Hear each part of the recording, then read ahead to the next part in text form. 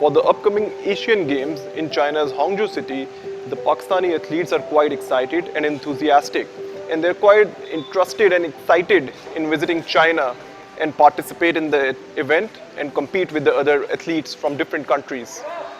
18-year-old Fatimatu Zahra is an athlete of Pakistan's Taekwondo national team. As a medalist in national and international competitions, she is training for her new goal in the 19th Asian Games in Hangzhou, East China's Zhejiang province. Asian Games is a very big event. It's a very great, big opportunity for every athlete to participate there and get a medal. So I'm working very hard for that. Arvaj Kiran, a Pakistani hurdle athlete, believes that it will be an unforgettable experience as it's her first time to visit China.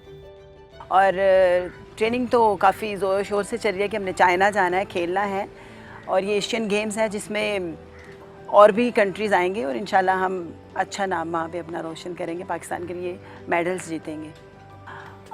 हम लोग बहुत excited हैं China जाने के लिए। वैसे भी ये हमारा दोस्ती मुल्क है, पाकिस्तान के काफ़ी करीब है।